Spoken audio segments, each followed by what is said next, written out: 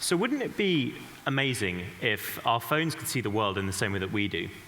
As we're walking around, being able to point the phone at anything, and then have it actually recognize images and objects like the human brain, and then be able to pull in information from an almost infinite library of knowledge and experiences and ideas. Well, traditionally that was seen as science fiction, but now we've moved to a world where actually this has become possible. So the best way of explaining it is to just show it. What you can see over here is Tamara, who's holding my phone that's now plugged in. So let me start with this. What we have here is a painting of the great poet Robbie Burns, and it's just a normal image. But if we now switch inputs over to the phone, running our technology, you can see effectively what Tamara's seeing on the screen. And when she points at this image, something magical happens.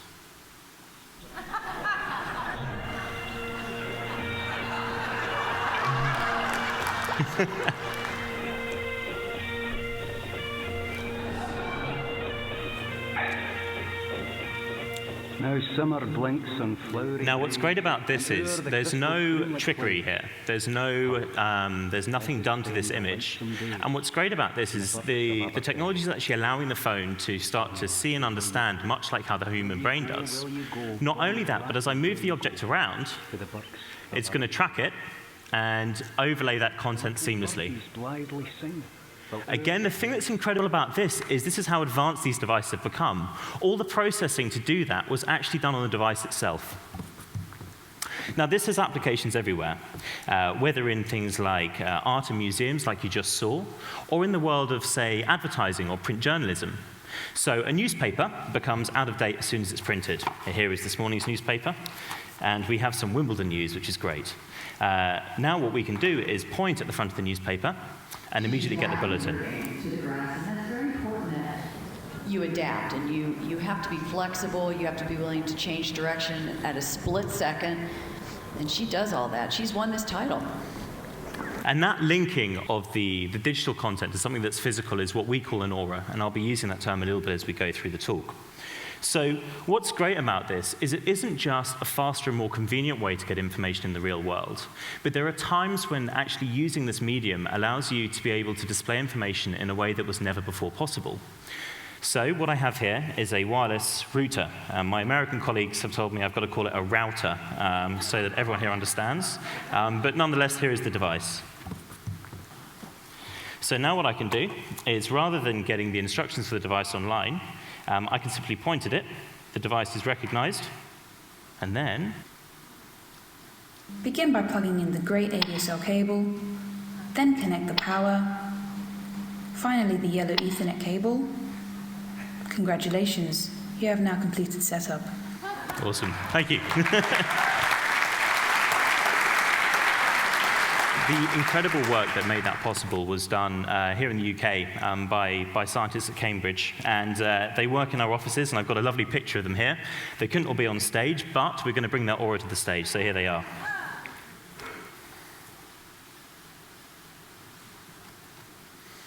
They're not very animated. This was the fourth take, I'm told. Okay. So as we're talking about Cambridge, let's now move on to technical advancements, because since we started putting this technology on mobile phones less than 12 months ago, the speed and the processor in these devices has grown at a really phenomenal rate. And that means that I can now take cinema quality 3D models and place them in the world around me.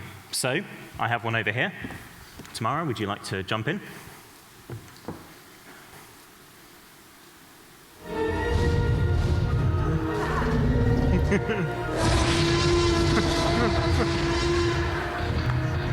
Actually,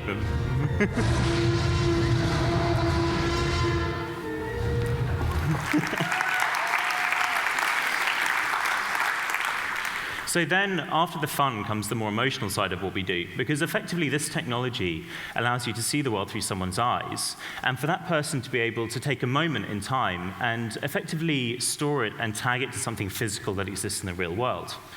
What's great about this is the tools to do this are free, they're open, they're available to everyone within our application, and educators have really got on board with the classrooms. So we have teachers who've tagged up textbooks, teachers who've tagged up school classrooms, and a great example of this is a school in the UK. I have a picture here from a video, and we're now going to play it. See what happens. Keep going. TV! Now move it either side, see what happens. Move away from it and come back to it. That is so cool! Just a normal piece of paper. And then, have you got it again? Oh my god! How did you do that? Because this is my iPad. That's how you... So it's not magic. It's available for everyone to do. And actually, I'm going to show you how easy it is to do by doing one right now. So I'm told it's called a stadium wave. So we're going to start from this side of the room on the count of 3 and go over to here. Tamara, are you recording? Okay, so you all ready? 1, 2, 3, go. Fellows are really good, huh? Okay, now we're going to switch back into the Erasmus application. And what Tamara's going to do is tag that video that we just took onto my badge so that I can remember it forever. Now, we have lots of people who are doing this already, and we've talked a little bit about the educational side. On the emotional side, we have people who've done things like sent postcards and Christmas cards back to their family with little messages on. We have people who have, for example, taken the inside of the engine bay of an old car and tagged up different components within an engine so that if you're stuck and you want to find out more, you can point and discover the information. We're all very, very familiar with the internet. In the last 20 years, it's really changed the way that we live and work and the way that we see the world. And what's great is we sort of think this is the next paradigm shift because now we can literally take the content that we share, we discover, and that we enjoy and make it a part of the world around us. It's completely free to download this application. If you have a good Wi-Fi connection or 3G, this process is very, very quick. Oh, there we are. We can save it now. It's just going to do a tiny bit of processing to convert that image that we just took into a sort of digital fingerprint.